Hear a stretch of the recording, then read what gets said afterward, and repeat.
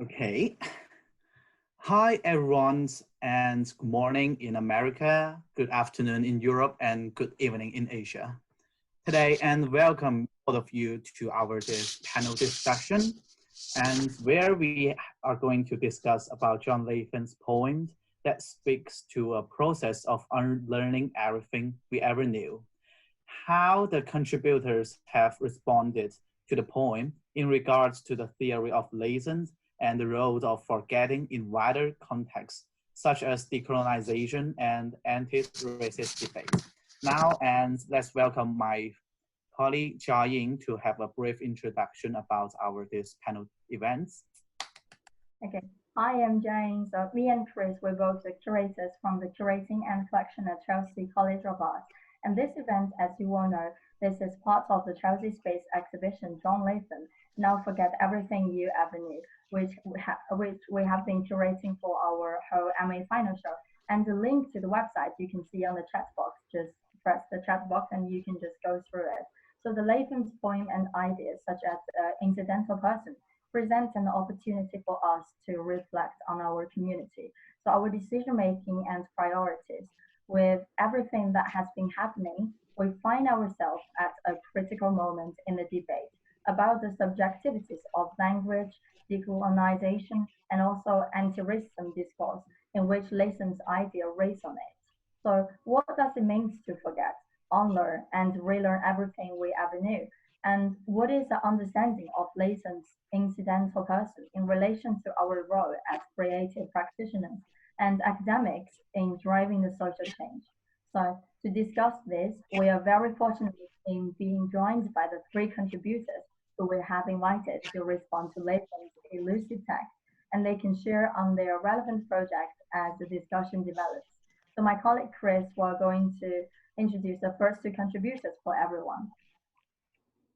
Okay, thank you, Jia. And first, I'm going to introduce Noa Latham. He is the son of John Latham and Barbara Stephanie. He studies mathematics, music, and philosophy and moved to the US in 1981. He is currently Associate Professor of Philosophy at the University of Calgary. Noah writes on fundamentality, space and time, laws of nature, causation, the mind-body problem, consciousness, free will, and meditation. His work has been published across books and academic journals and is author of Noit 4, a creative journal published by Fredheim House exploring the theoretical concerns on and artwork of John Latham and their continued relevance. It provides one of the most comprehensive overviews of John Latham's cosmology printed to date and combines a decades-long critical investigation into his father's work with intimate amount of their time together. Welcome, Noah. And our second contributor is our curator, Ifeanyi Awachie. Hi, Ifeanyi. She is Atlanta-raised Igbo writer and curator based between London and New York. Her practice is focused on interdisciplinary Black and African representation and diaspora in writing, curating, and media.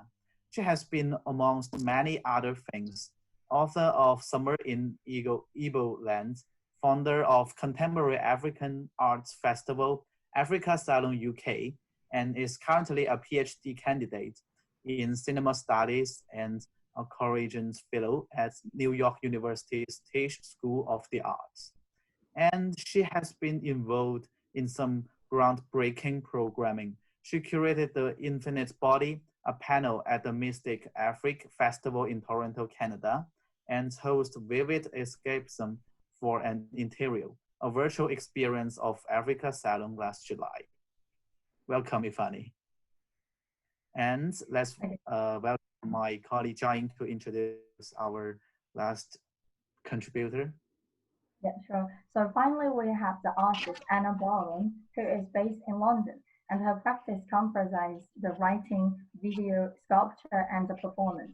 She interrogates the language's endless and unruly potential through the bodily and technological operations that act upon it, using the repeated patterns, rules, and systems. Her work has been featured in the exhibition at the Wellcome Collection London, Kunstwerk Berlin, Rotterdam Film Festival, Turner Contemporary, Tate, and other collections. So Anna's ongoing projects the past year organized in collaboration with Iranian Rebel. They are all from themselves, and they repeat it, and I hear it. A year-long reading of Gertrude Stein's The Making of Americans, 1925, is a commitment to slow down and read 925 pages books over the whole of 2020 in 2 hours chunks, roughly every 4 weeks on the weekend, an afternoon, and 2 hours every fortnight. That's really amazing. Welcome, Anna. And that's all the artists were invited for this panel discussion. So let's give a big and welcome to all the contributors today. If anyone can open the camera to show our... Yeah, welcome. Welcome, welcome. Welcome. And let's go to the next. 你们好. Hi everyone. Sorry, could you please mute yourself? We might go to the next section. Okay. Okay, Thank let's you. move to the next section. Our contributors are going to deliver us a short talk regarding their contribution to the exhibition. So, well, firstly, let's welcome Anna Barham to have her talk to us. Welcome, Anna. Thank you. I wanted to share some images with you, so I'm going to share my screen, I hope. Yeah, sure. Is that working? Yes. Yes, okay, great. So my contribution to your show came from an event I held at Flat Time House in 2017 called We May Be Ready to Have Verbal Intercourse, after one of John Latham's pieces of writing. It was a live production reading group, which is a format I've been working with for a number of years, where a circle of people read aloud in turn, and speech-to-text software tries to understand the sound of their reading. So it's not only the verbal or linguistic content of the text, but also the tone of voice, the intonation, the acoustics of the room, any kind of particularities of each individual reader. And it takes all of those and tries to turn it back into text. So it sort of transforms all these extra paralinguistic features into new words and meanings. So I used a number of John Latham's texts, and the Untitled Poem was one of them. And I see these polyvocal events as poetic acts of resistance, a sort of reassertion of the sensibility of each reader into the text, and the collectivity of authorship as agency is distributed between the readers and with the computer and with language itself. And also for me, they're sites of production where unforeseen meanings can occur. So after the group, I score the different versions of the texts that have been produced by all the people's different readings. So this PDF of the score is what I contributed to the exhibition here. So you can see the different ways that the sounds changed, and also in this format, there's no one way really to read the text, so it allows each reader to reinterpret it. So I was back in 2017, I was very interested in this particular text because of its sort of description of the least event, or John Latham's concept of the least event, which seems for me somehow similar to how a word emerges in this process and how a new meaning emerges. And this is how I presented the score quite soon after the event. I curated a show that then had other works on top of it. And this particular work, which is nestled into the Untitled Poem, is one of John Latham's 1-second drawings, which are made with spray paint. And I believe he saw, each little mark of paint is a kind of quantum mark, or another way of describing this least event. So that's the installation. And there is sort of precedent, I think, in his work for this idea of different versions of what language, of treating language as sound, and the different ways that that might be interpreted. This is a piece called The from 1976, which has lots of different versions of the phrase, what can we say to be going on? Sort of interpreted as if you were only, you didn't understand the words, you only understood them as sounds. So it creates this, these multiple meanings out of the original phrase, which again seems to me to come back to the same idea that's in the Untitled poem of repeating something, and by paying close attention to the sort of texture of the difference between the repetitions, that there is space for something new to be created. Thank you. Okay, thank you. Thank you, Anna. And thanks for Anna's inspiration. And next, I'm going to welcome Ifeanyi Awachie to deliver her talk about her contribution. Welcome, Ifeanyi. Chris, and hi, everyone. So with my contribution, my technique was to perform a close reading of the poem and allow different moments in the poem to spark associations with different works, different projects that I've been engaged with. And I suppose the kind of key themes in the poem, or themes in my interpretation of the poem that most resonated with me and kind of led my contribution were nothingness, ideas about nothingness, gender, and interiority, which I'll talk about more in a moment. But in terms of thinking about what form the contribution would take, that process was very intuitive for me, and I was struck by how clear what I could do with the poem was in the process of thinking about how to respond.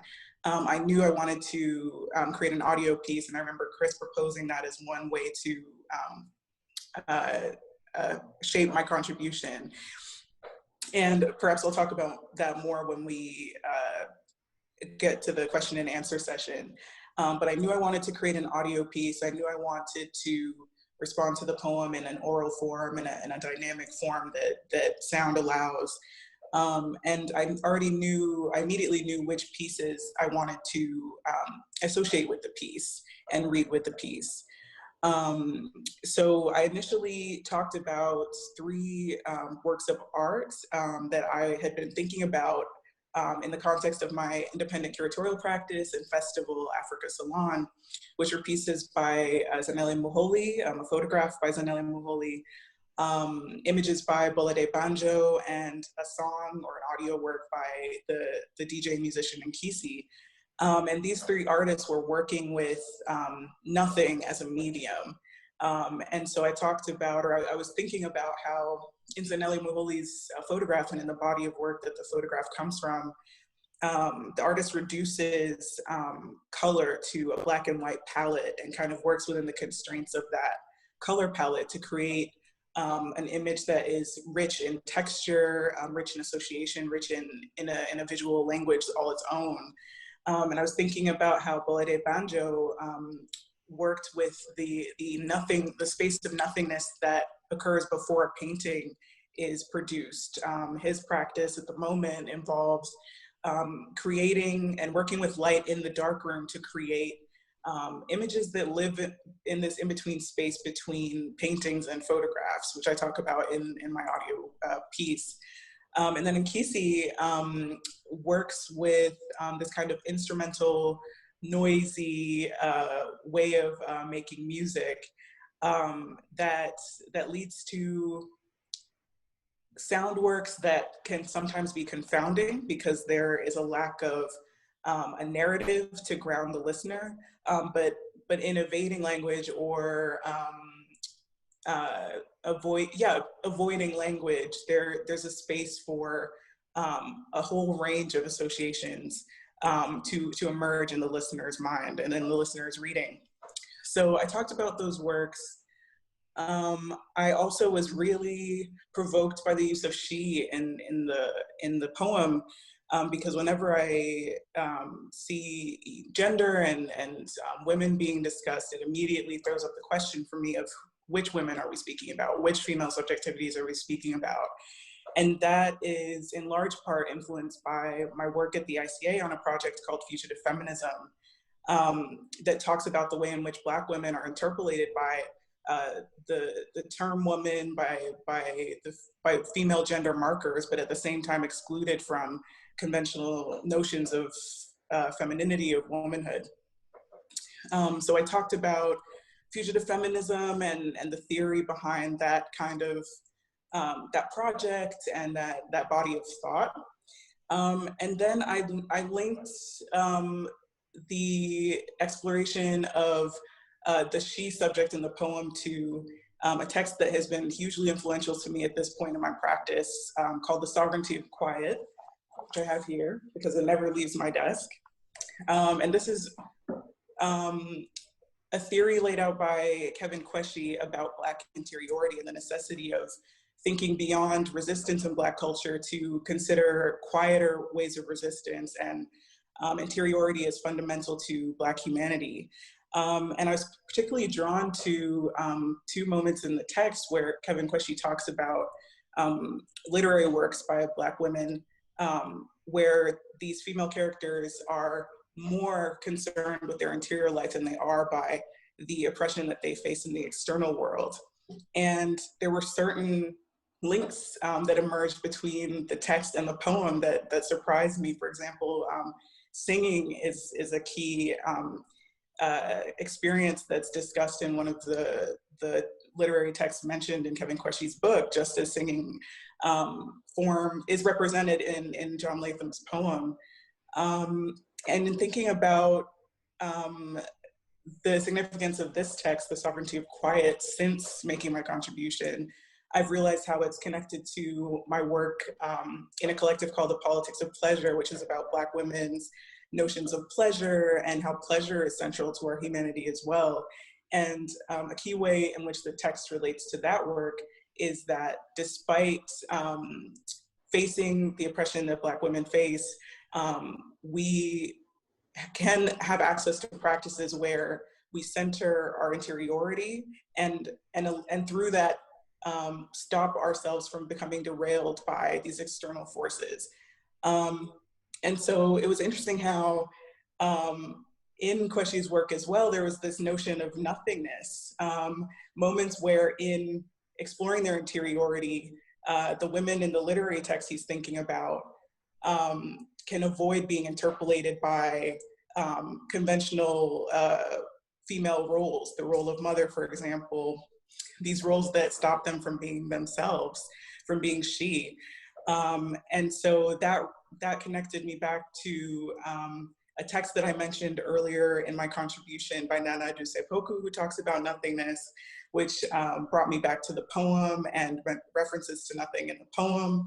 And that brought me back to notions in fugitive feminism of refusing our interpolation, the interpolation that Black women are subject to in different ways. So there was a real conversation between the different texts and the different works that I thought of or was reminded of in relation to the poem. And this really led to a kind of rich and cohesive offering in a way that surprised me, but was extremely enjoyable and productive as well.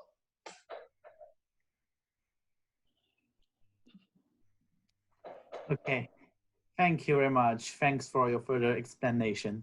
Okay, finally, let's welcome Noa Latham to give us this short presentation. Welcome, Noa.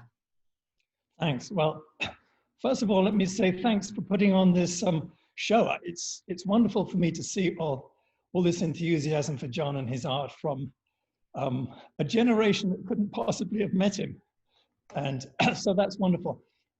And also, I like the two contributions very much from Anna and Ifeanyi, and I think John would as well. Anna, your work, it struck me as very beautiful concrete poetry, but now seeing the explanation behind it, it enriches it so much more. And I think that's, obviously I also recognize some of the elements of I was thinking also of John's object lectures, but certainly the, those enigmatic stencilings that we get in his roller paintings, not just but also the time-based roller. So that was nice to see. And then Ifeanyi's very nicely paced and structured reflections reminded me very much of John's experimental films, and in particular, the idea of putting a soundtrack to it. I remember some of the different things he tried out for soundtracks to his films. And there's something very nice about Nkesi's Dark Orchestra. I think it works very well, and it reminds me also of John's eventual choice to make his own soundtrack with a circular saw. So anyway, that was great to see. And like Anna, when I saw this little poem, I recognized in it a resemblance to some of John's theoretical writings in which he talks about the least event and the least event repeating itself and what he then describes as habits that it gets involved in. And so I recognize that this is part of John's sort of ongoing attempts to articulate this time-based vision of the world. He was very much influenced by a pair of scientists he met when he was quite young. Clive Gregory, who was an astronomer, teamed up with this psychologist, Anita Kosen, and they produced what they called psychophysical cosmology. It was a sort of a worldview, event-based worldview, which integrated the mind and material universe. So John was influenced by that, and he developed a view rather similar to himself. And he was very honored to be named a co-founder of the Institute for the Study of Mental Images, and he contributed a Halloween mural to that. But John's, he recognized that music is the ideal medium for, it is a medium using structure in events, but John's medium himself as a painter and a sculptor was spatial. And so John wrestled with this idea of, well, how does space come into this picture? And so he started to play around with ideas about how the various patterns or habits you get out of time, with the right kind of difference between these habits, you would get something that's completely different, a spatial form of extendedness. And it's interesting that in this, I think this, as far as I know, this poem is probably the earliest go or representation of this idea. And the different habit is one that's slower than the first one. But I think when he comes to do his theoretical writings, he chooses a different sort of habit. And it might well be because he thought that, well, actually just a slower song is really still very temporal. How do we get space out of the difference between a fast and a slow song? So anyway, that's how I saw this piece as discussing how space comes in a temporal world, but it also discusses for John the origin of the universe. So John was very struck by this, these have coming to a big crunch, and so how you get this cyclical universe. And he considered that our Big Bang could easily have come from a big crunch of a previous universe, and that there would be this ongoing series of different universes sort of evolving. And so he thought, going right back to the very beginning must be a first least event appearing against a background of, well, nothingness is one way of putting it. So, and it's interesting that Ifeanyi picked up on the idea of it being a dark nothingness. I thought about that, and I realized that when John experimented with doing it visually, his first experiments of representing the nothingness were a wooden panel painted white. And then he had this sort of revelation when he discovered glass as a wonderful medium for him, which seemed to him to have so many possibilities, but it was ideal for capturing this nothingness. It was neither black nor white. And so he's got a large work called The Story of the Rio that develops the universe from this very first least event stemming from the non-extended state, which is pure glass. Well, that's probably enough of an introduction from me to what I was trying to do, just lay out the backgrounds in my little contribution.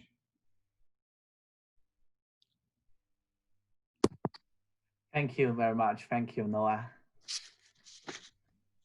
And I guess John is going to launch the first section about the question, about the free discussion. Let's welcome John.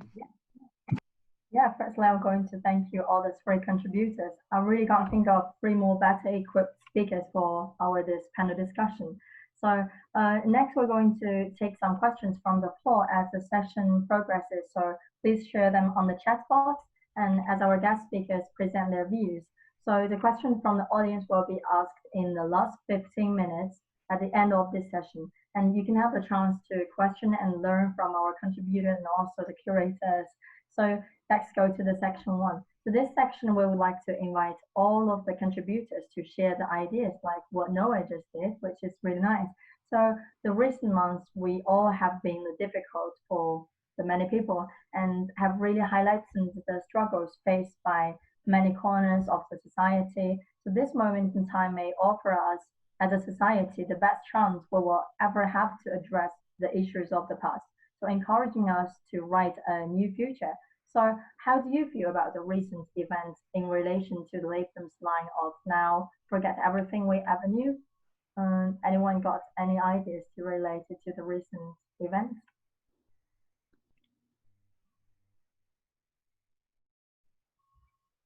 Maybe perhaps, yeah, you can go first. Well, so this business about now forgetting everything you ever knew, John had to grapple with how to get through, because the time-based view was so radically different from the space-based view. John saw one of the flaws, perhaps the greatest flaw of the language that we grow up with as being a space-based language. And so John wondered, how can one break through the deeply ingrained patterns of thinking you get? And I suppose, so he thought that the way to communicate with people couldn't really be rational discourse to persuade them of such a radically different view. It would have to be some sort of sudden conversion, sort of an aha experience, like Zen Satori or something. You suddenly get it.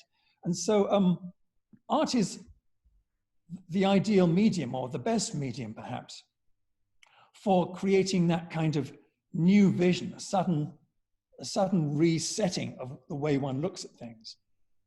So, and also John thought that time-based thinking would allow people to see conflicts in a completely different sort of way, because it's such a completely different way of conceptualizing everything. And you see all the different interest groups as aligned along this time-based spectrum. So just that shift in the way of thinking, he thought would lead to less conflict.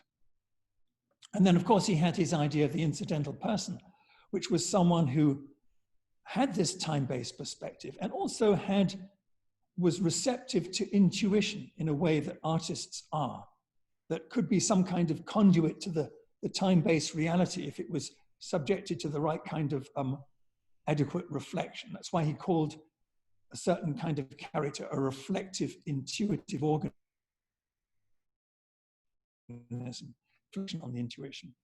So the idea of having the incidental person given some special role in society was very important to John's thinking, and also the whole of the APG group of artists as their way of making a change in society. So, and I think in terms of the recent events, it's just, there's a real urgency with people entrenched in different sides and disputes, that the artist or the incidental person can approach it in a way that, which people are sort of off guard, and perhaps it would be a way of breaking up patterns of thought.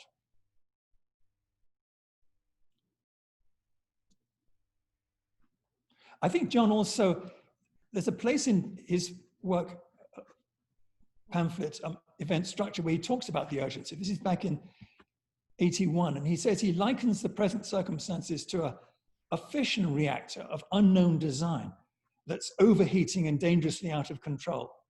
And so even back then, he had a sense of immense urgency. And of course, he saw the way forward as the time-based way of thinking and the incidental person.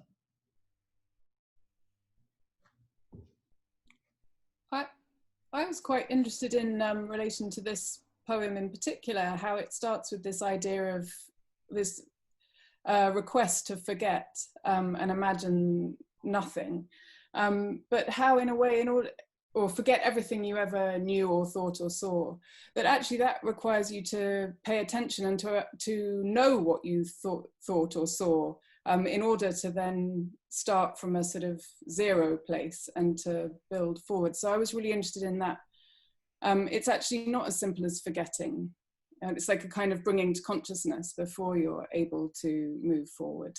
And I thought that was interesting, maybe in light of what's been happening this year, which seems to have made a lot of things more visible, let's say, through the chaos. Yes, definitely. We have to say that John's thinking is quite forcing thinking and the time-based thinking, the Zen, and shifting the way of thinking and the behavior, which is really what we're being through now. And the Anna brought a really good idea about like bring the consciousness, which is really interesting. Does Ifeanyi got anything want to relate it to this one? Yeah, just briefly, I think now Forget Everything You Ever Knew just encapsulates what we're all being asked to do in this moment, where we've lost a way of life in terms of the way we used to gather, the way we used to relate to people, the way we used to move about and navigate space. I had a panel much earlier in the summer with fellow festival curators based in different countries in Africa.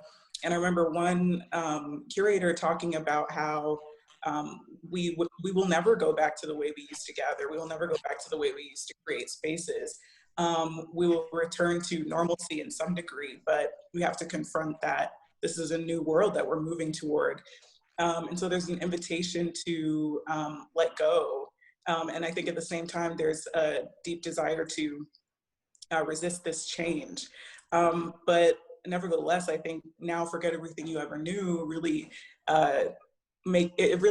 evokes, the moment of reckoning that we're experiencing in so many different contexts in different ways. It's a moment of reckoning for arts institutions that are having to be held to account in terms of anti-racism. It's a reckoning in terms of the renewed Black Lives Matter movement and the particular energy that that has been harnessed in this moment that feels very particular and very specific, very different and full of potential. And it's a moment of reckoning in terms of how we approach and think about and secure public health all over the world.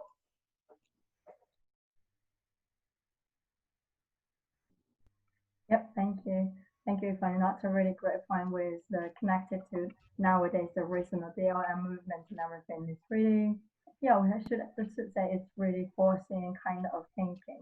And also I noticed Gareth is on here. I remember Gareth Noa really well. So do you got something to say about this question? So I think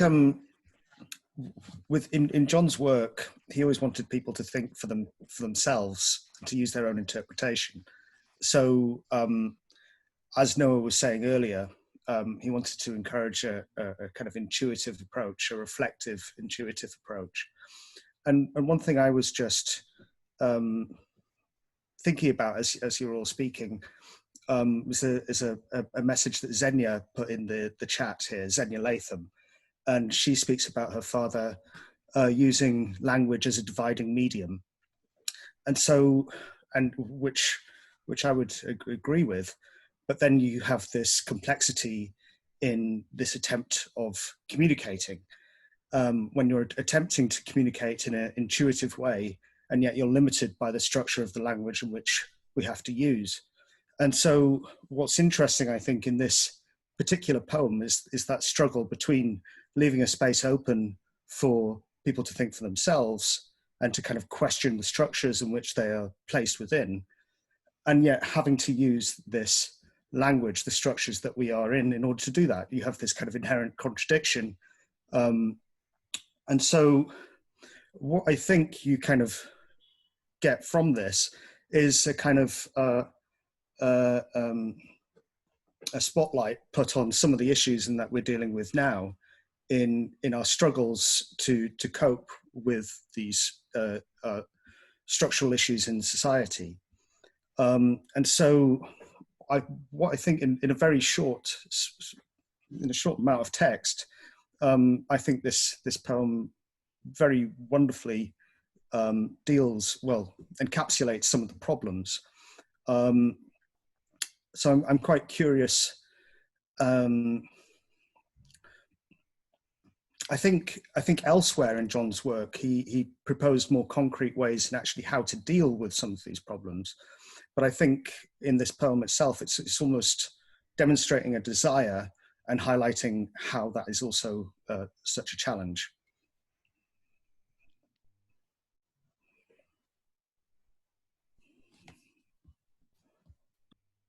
Thank you. Thank you for sharing, Gareth. So let everyone know, Gareth is a Flattown House director and the curator, and he is also the supervisor of the John Latham's archival material. So thank you, Gareth. Okay, next question, my colleague will going to lead on to it. Okay, thank you, Jiaying. And in the next question, I would like to focus on the word from John Latham is about unlearning. And I know three of you have very different practice as a scholar, a curator, and an artist. So could you perhaps like share more about on your own practice and how Latham's words of unlearning resonates with your project? I would like to start from Anna Barons because, well, I know you are like an expert of the language, linguicity, and event structure. So I would like to ask you about the word unlearning, because it seems from our baby to the adults, the one thing we learn from the beginning is our language, the world we learn how to express our feeling, our opinion. But why Latham would like to use the word unlearning? And could you tell us about how you think about this question? Thank you. I'm not really an expert. I think that's what, as an artist, you're kind of constantly trying to kind of unlearn and not get stuck in a particular groove, let's say. And I mean, I think, you know, what Gareth has said and what everyone has been saying about this poem and this this sense of trying to create a space in which you can see outside the conditions that you know that are established. So I think that's really how I think about unlearning, and I think about how, I suppose in a lot of my work, I'm kind of breaking language down and creating kind of non-straightforward ways of meaning and non-straightforward syntax and things as a kind of as a way to kind of create in the live moment another type of understanding, or another type of I wouldn't call it learning, but another way of establishing meaning and how that is shared through listening between the people that are involved. So whether that's between a reader and a text that has been written, or whether that's between people speaking using these systems that I set up, or whether it's between like a listener and a performance of a text. So it's to kind of create this gap in between the receiver and the transmitter, really, and to understand the meaning is happening collaboratively in between those 2 points. Thank you for sharing. And so you mentioned about the space and another types of learning. So the next, I would like to welcome Noah to talk about your understanding about the word unlearning and how it resonated with your projects, and how do you think that this word and could to relate it to John Latham's Untitled poem. Welcome, Noah. Thanks. Well, I think, as I was mentioning before, for John, he primarily thinks of the task of unlearning the space-based worldview. And he also talked a lot about received opinion. He didn't use the word knowledge very much. So it's interesting that it is in this unlearning everything that you knew, but mostly he liked to talk about received opinion. As far as its relevance to me, the unlearning that I have to do is finding out my own presuppositions. And philosophers rely very heavily on the criticisms of others because there's certain things you just can't see yourself.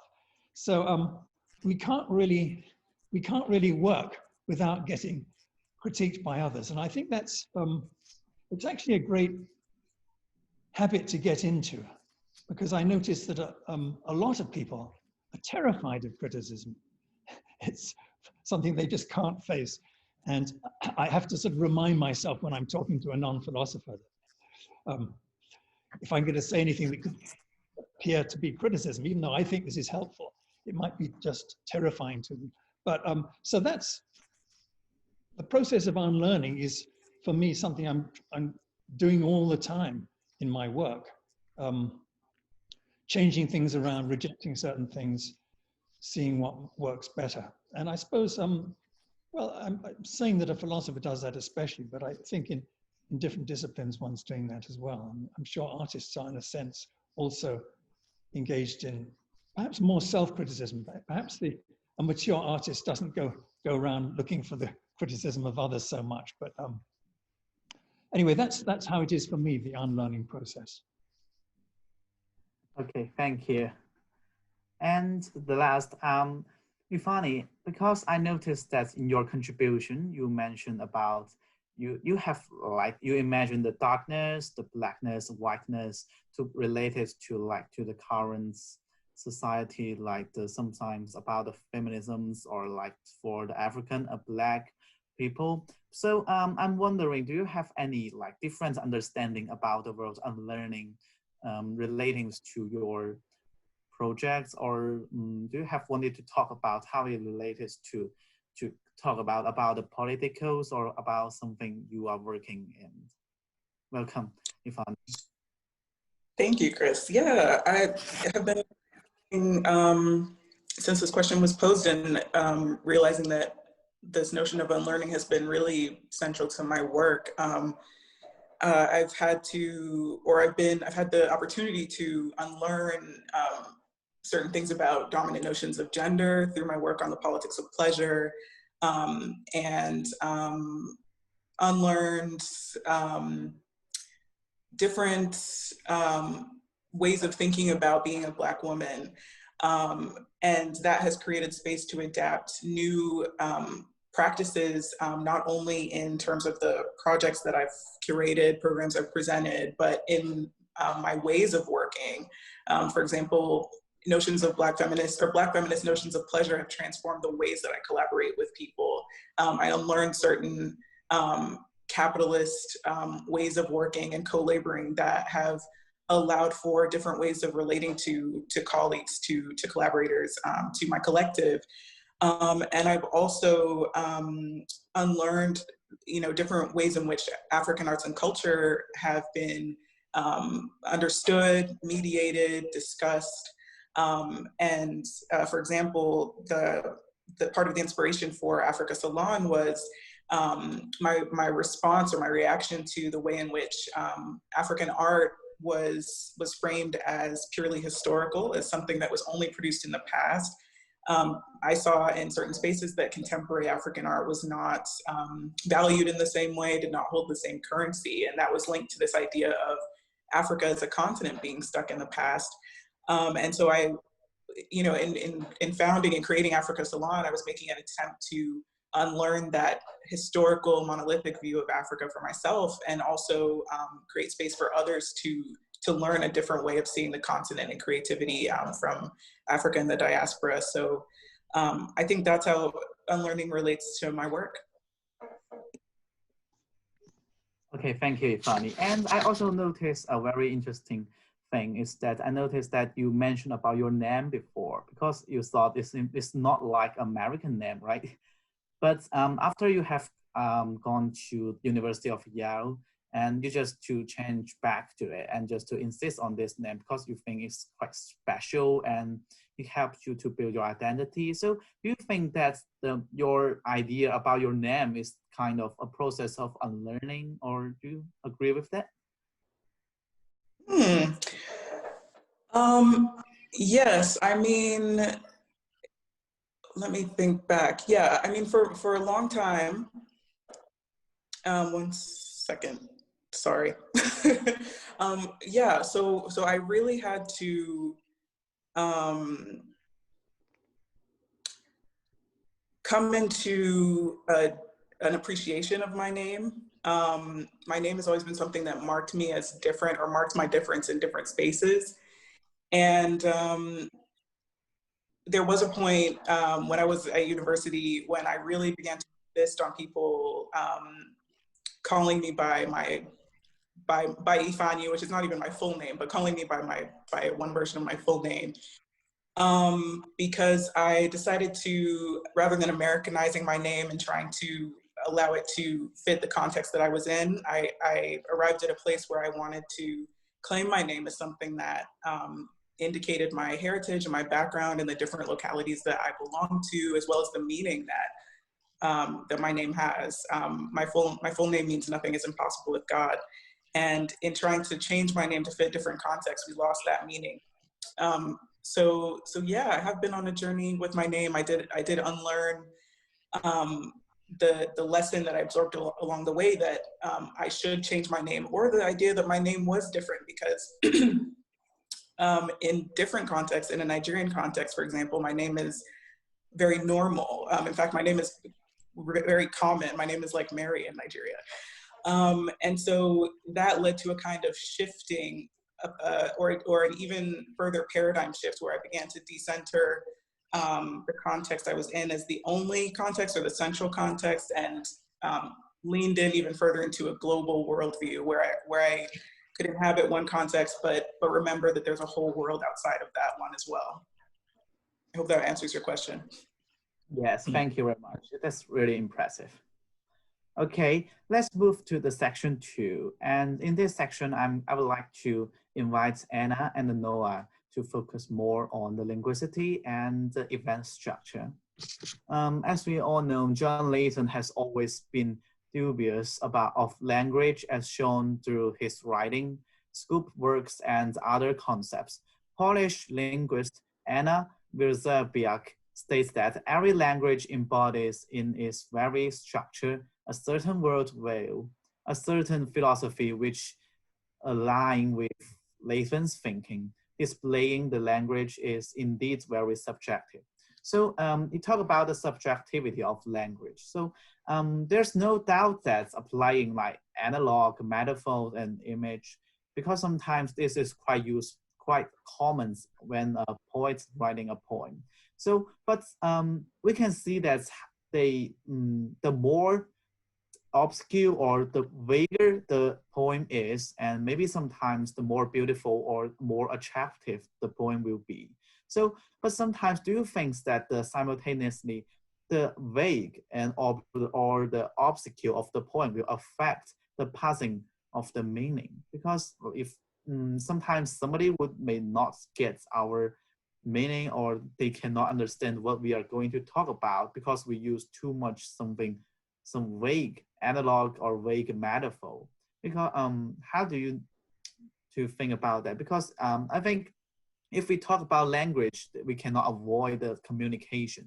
So do you think the metaphor or analog sometimes like the habit A and habit B and the song saying herself again and again in the untitled poem will hamper the communication between people? And Anna, do you want to talk about this thing? Yes, thank you. Well, I think to me, what a poem is when the language is the meaning. Like, it isn't trying to explain something beyond itself. It is that thing. So I mean, I totally think language is subjective, but I don't struggle with the idea of a poem, you know, obfuscating an idea, because I think the idea is the poem. It's not sort of standing in front of something else. And then in terms of, you know, metaphor and analogy, I mean, that's how language works. I think we don't have sort of direct access to things except via words, and often they are, you know, even if they're dead metaphors, like to understand something means you stand under that thing, you know, it's nothing is kind of literally referring to what it means in inverted commas. So I think it's just a fact that we use these, that's how language works. But I think what's important is to understand how a specific language structures itself and what concepts it then won't allow for. So like John Latham's idea of our language being spatial and not really being able to describe these time-based events very well. So and in the Wiertzbicker book, it's amazing how she describes, you know, these concepts that you might not be able to understand at all, because in one language you don't have the word for that thing, but in another language they might have the word. So that's what I think is important, is to try and, it's a bit like the now forget everything you knew or thought or saw, because you're trying to kind of understand what that container is, what that structure is that you are thinking through, rather than taking it for granted, rather than it being the received opinion or the, you know, these words that we've been using. That's how I think about that. Okay, yes, thank you very much. Thank you. And Noah, do you want to add something or make some comments on that? Because based on the communication or the linguistic area, talk about how the metaphors appear in the poem, in the poems by John Latham, and talk about how do you think that sometimes the mistake appears in our communication caused by uncertainty in our language. Thanks, Noah. Well, I think John's wrestled with a sort of paradox that he was trying to articulate a worldview and sort of increasingly started to write more and more, yet he also insisted that language was a flawed medium. So he partly tries to write in poetic ways or using sort of concrete poetry, different typefaces, so that things had a different look. So it would be communicating through the look rather than through the traditional meanings of the terms. So there was always that kind of a tension in his thinking about that. But there's no doubt that as an artist, he was a very intuitive. He relied on his intuition to produce something that seemed right to him. And then he would ask himself afterwards, well, what is it saying? As though he was looking for kind of meanings to discover in it that might have been sort of pushing their way out at him through his art. And so in particular, this worldview, time-based worldview, was something he felt he was getting, largely through his art, but also, of course, through the influence of these two scientists I told you about. But he was sort of like this poem is the first way in which, through something that is a piece of art or poetry, John started to discover the meanings. And he felt perhaps that how space comes out of time was sort of emerging through experiments like this. So there's no doubt that he did get rather more using language in a more literal way when he tried to articulate in his theoretical writings like time-based indetermination in events. There's quite a bit of unusual look to those works, but at the same time, you can interpret them pretty much the way you would interpret ordinary language, except that it's full of new concepts. And it's also got quite a lot of metaphor in it. So there is a message that he is trying to get out, but he never wanted to sort of present it didactically. So whenever you are, he would never tell you what any of his artworks mean. So if you say, well, what's this one about? What does it mean? He wouldn't say, well, it means this. But he might ask you questions of it and get you to sort of see meanings in it yourself. I was really struck by one of his major works called The Story of the Rio. Rio is, we know, reflective intuitive organism, but I'd never bothered to ask myself or him, what is the Rio doing in that work? And it took me a long, long time to figure it out for myself. Quite an investigation, and I eventually did get a sense of where it was. So that was exciting for me to explore that. Okay, thank you. I think it's quite clear because like Anna says, idea is the poem itself, and Noah have the similar feeling about John Latham's artwork, and sometimes you don't need to figure out, or because he will never talk about this either. So I think it's very interesting because they have so much overlapping area about the linguicity and the artistic practice by John Latham. And in the next section, let's welcome my colleague Jain to invite Ifeanyi to share more. Welcome, Jain. Yeah, sure. Hi, everyone. Actually, I have the last question for Ifeanyi directly, if that's okay for you. So by presenting this exhibition in this dual format of the PDF online and inviting the speakers to respond to this poem, actually it alludes to the Latham's Incidental Person and his relationship language and the time-based concept. So the exhibition as a whole considers the way in which language contributes to the dismantling of certain received knowledge and how the politics of forgetting, and as expressed in this title, so might be instructive for the anti-racist discourse and widespread practice of the decolonization. And we can see that this is currently quite popular and practiced by many practitioners, institution art, and also the non-art field worldwide.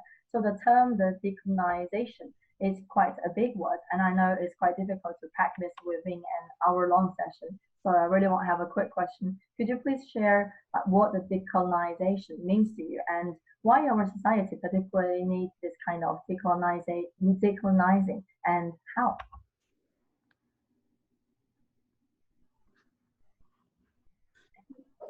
Yeah, well, for me, decolonization is fortunately or unfortunately a concept that has ceased to hold much meaning or use in my practice. And it's something that I was previously really engaged in. I did my master's at SOAS, and there was a really strong movement of students called Decolonizing SOAS that was trying to address SOAS history as a colonial institution and the ways in which that structure continues to affect student experience there, the kind of knowledge that's taught and generated there.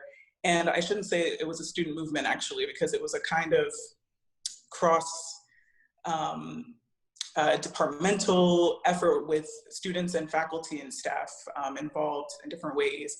And so there was a time, I remember that time being a time when decolonization was first being talked about, at least in my kind of consciousness, and it felt like there was a lot of potential, a lot of opportunity to decolonize an institution like SOAS and think about decolonization in different ways. I remember SOAS students taking over a vacant building and hosting something called the Radical Residency, where they put on seminars on various areas of research. And there was one seminar that presented on decolonizing food and the ways in which food and how food is mediated and food traditions are co-opted, et cetera, as being another space where decolonization was possible. So for me, there used to be a moment where decolonization was a really rich kind of theory, practice, area of thought.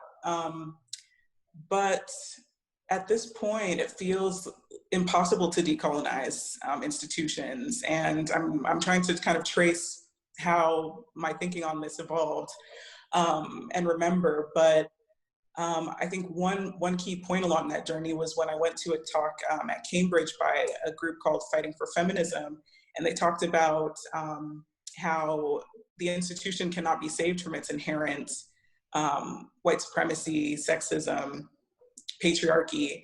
And that was really influential in my thinking. And I became convinced by that idea that when you're working within a structure that was created to serve a certain purpose, can you ever really reach a point where you undo where you change that structure without undoing it completely? So at this point in my thinking, I think there can be decolonization to perhaps certain degrees, but there will never be a point at which we reach decolonization. And I think discourses around creating something new, creating new institutions, or not new institutions, but creating new spaces, those conversations, those discourses are much more convincing to me at this point. Yeah, I hope that's clear. I'm trying to think of other examples that might be useful to think about, but maybe they'll come out in conversation. Yeah, sure. Thank you so much. I think it's indeed the cross-departmental efforts with the students, the faculty really impact a lot. And yeah, thank you for that. I might have one last question for you. So what is the significance of Latham's incidental person in relation to the anti-racism and the decolonisation? I don't think I'm informed enough about the notion of the incidental person to speak on that. Could you say more? Maybe I'll try to. Yeah, so the incidental person refers to the individual who is able to critically reflect from a distance and respond to a social and political situation through their institution. It's basically quite similar to what you've done. So yeah, I can think about this, like how do we to embrace this flow in our decision making or our art practice when it can reflect to the society when we live in. Okay, that for me, that makes me think about subjectivity and the way in which, for example, in academic contexts, approaching research from a subjective point of view is not valued, and objectivity is valued more. So being able to look at something from a distance, as you say, because you don't belong to that community or you don't have lived experience of that thing, or you haven't been steeped in that, you don't belong to that subject position, or you haven't been steeped in that area yourself. That's what is considered to be a value, and that's what is considered to be good scholarship. And I've done a lot of over the years to not argue that approaching things from a more subjective, a more proximal position is valuable, but to amplify thinkers like Bell Hooks and Paulo Freire, who have talked about, who have already said that it's important to make room for subjectivity. It's important to make room for voices that can speak from not only a critical distance in certain ways, but a critical proximity, if that makes sense. So I think that one way in which we can decolonize to a degree is by making more space for subjectivity, allowing different subjectivities into spaces that have not been accommodated there before, welcomed there before. Yeah, that's what it brings up for me.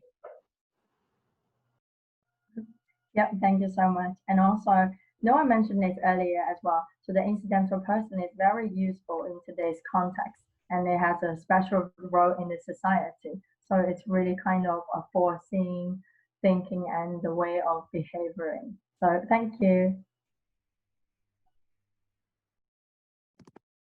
Okay, thank you, Jai. Okay, let's move to the last part.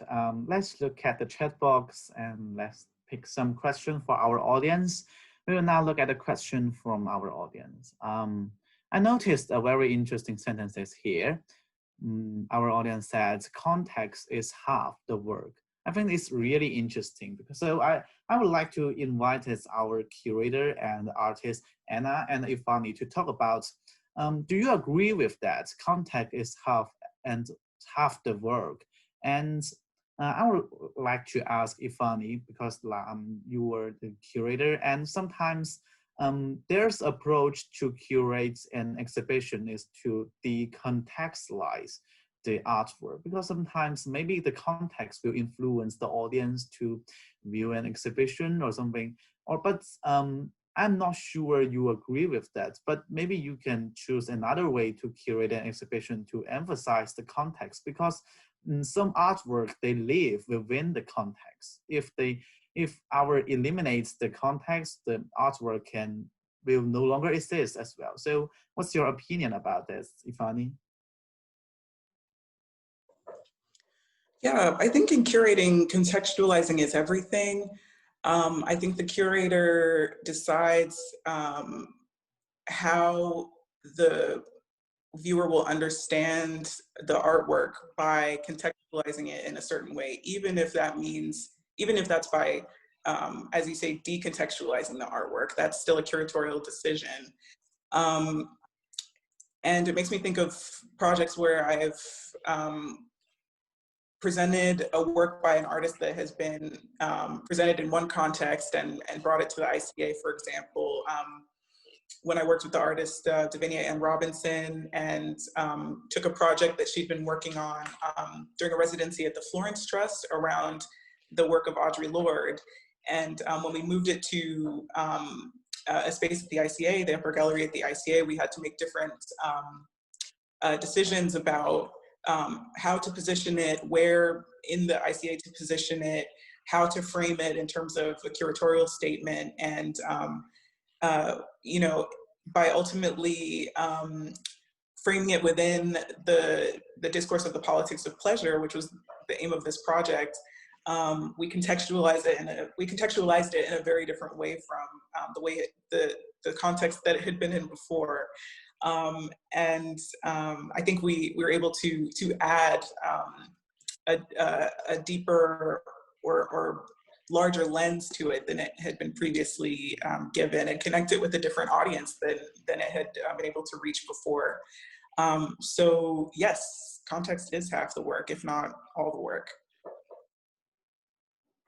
Okay, thank you. And what about Anna? And you are the artist, and sometimes will you just to create some artwork heavily relies on the context, or sometimes will you wanted to create something like to some artwork not related to the context? Anna? I think I don't see how you can take something away from the context, or I mean, if you do, you then put it into another context. So yeah, I agree with Ifeanyi. Like, I can't see an artwork without that. And I mean, my own experience of showing my work, sometimes, you know, you end up in a show and you feel like something's been flattened, you know, like it really only shines sort of one side of the work, and then in other contexts it's able to be much more open-ended and yeah, more three-dimensional, to use a sort of spatial analogy. Yeah. Okay, thank you.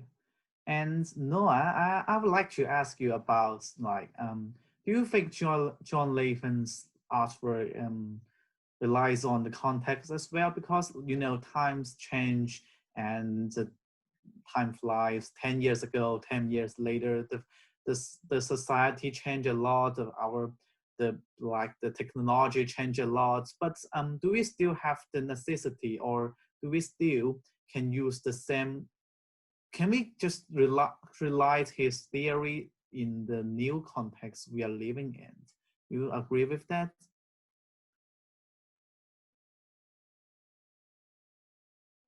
Sorry, Noah, you mute your microphone. Thanks. So in a sense, all art is going to be influenced by the context in which the person grows up and finds themselves surrounded. But there's a special meaning, I think, to context is half the work in the context of APG's the artist placement group was specifically designed to get artists, or incidental persons as they were later called, working initially in industries and then in government departments. And so there was a special interest in getting incidental people as sort of free researchers in these organizations. they were typically artists, and so they would typically produce work. But the important thing about the work they produced was especially the context in which they were in. So I think this phrase, context is half the work, has a special meaning coming from the role of the artist or incidental person placed in an organization. And so, so that's where I think it gets its meaning. Then you also asked me about John's work and its relevance to the time. And I do think that in some sense, it's a worldview which is timeless. It captures the way the whole universe works. But of course, the details, the applications, if you like, come from the incidental person primarily, who's kind of clued into it and who works with some medium or different media in an intuitive kind of way. So I think that, of course, that as history unfolds, there's changes happening all the time. And the way that John's theoretical views become practical is through these applications, people understanding them both in a theoretical and in this intuitive way. Okay, thank you. And let's look at our chat box. We got 2 questions. The first one is for our Ifeanyi. Sophie said, I'm really interested in the idea of an artwork that once it reaches the museum is effectively dead. I pick up on Ifeanyi's mentioning the links between this and colonialism. The idea that works from African cultures, countries are held in the past and contemporary works overlooked. Would you say this is a failing the process of presenting artworks in the museum? And is this idea of dead works innately racial in its backdrop? And hi, Ifeanyi, do you have any idea or wanted to answer this question? Yeah, and I think this idea of artworks being dead once they reach the museum is different from what I was speaking about before, but maybe Sophie could say a bit more about that idea in the chat. But do I think this is a failing in terms of museums over-representing, for example, ancient African art or pre-colonial African art? Do I think this is a failing in the process of presenting artworks? Yes, I do. I think there are many issues around presenting contemporary African art. I'm thinking of exhibitions where museums try to correct for the fact that they've overrepresented ancient African art, for example, and artifacts by holding temporary exhibitions of contemporary art and grouping many different works together, works from many different disciplines, from many different regions, from many different traditions and artistic techniques in an effort to represent the diversity of Africa and make up for the fact that they have not engaged contemporary African art all in one fell swoop. And I think that these can be examples of weak curation, where rather than enabling an audience to experience contemporary art from Africa in a thoughtful way, that perhaps is where the works are perhaps grouped thematically, and perhaps where a more local focus is given to certain African localities. There's this urge to group everything together, in order to make up for the fact that contemporary African art has not been exhibited to the same extent and has been ghettoized, so that it's not exhibited as contemporary art with contemporary artwork from elsewhere, from all over the world, but it's grouped in its own category, which leads to the need to have these massive exhibitions that I would say are almost not curated in certain cases. So do I think that do I think that there's a failing in the process of presenting artworks? I do. But then this question of artworks being dead and whether I think that's racial, maybe. I do think it's a different thing. But I suppose in one sense, I think it's true, and it relates to my work and what I was saying before, that you know, certain contemporary African artworks are dead when they reach the museum, in the sense that, speaking of context, they're taken from one context where they served a certain purpose, and there was interaction with these artworks in a certain way that completely changes once they're taken to a museum and placed in that white cube context, which does result in, I would say, a kind of deadening. Okay, thank you, Ifeanyi.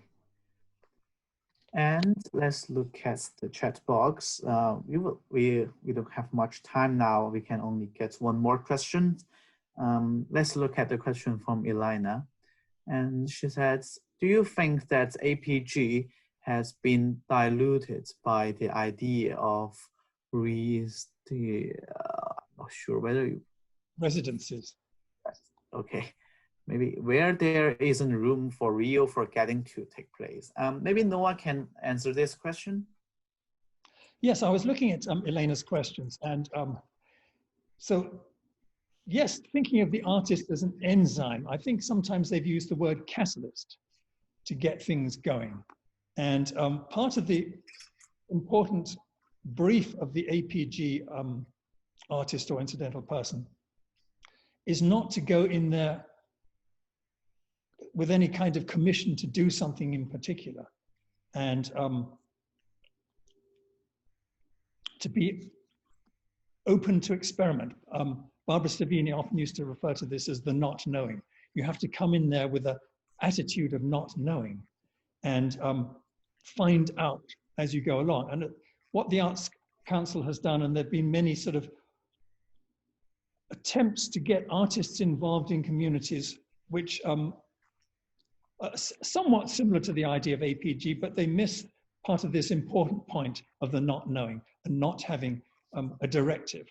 So the artist residencies are some of these schemes rather like this, where the initial idea, the sort of rather more radical idea of APG, is very much watered down. Okay, thank you, Noah. And I hope these answers can satisfy Elena.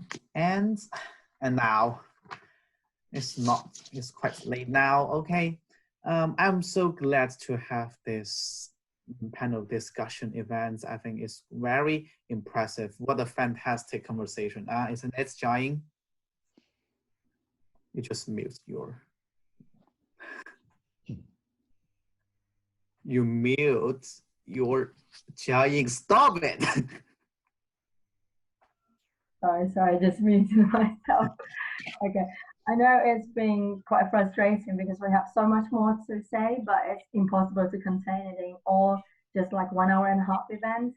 But yeah, this is a beginning. I hope to a larger and wider discussion around the John Latham's idea around the subjectivity of the language and the process of unlearning and relearning. So I do hope everyone is enjoying this discussion, and feel free to open your camera if you are comfortable to show our great thanks to all of us contributors. So many thanks to Anna Barham and Ifeanyi Awachie and Noa Latham. Thank you so much for coming. And thank you all the audience for raising this question. And thank you all my colleagues, curators. Thank you. And also thanks to Chelsea Space and Flatham House. Thank you too for your questions, our audience. And there were many brilliant ones, yeah. And the work goes on. The discussion, I think, has been really powerful and impressive. It reminds us how language could be perceived differently. Well, I hope everyone can turn on your camera and let's have a screenshot like together to celebrate about this special online exhibition, about this fantastic online events. Let's screenshot, and we will post this on our social media accounts. Thank you very much. Thank you. Thank you, everyone. Thank you. Thank you. Thank you. Thank you.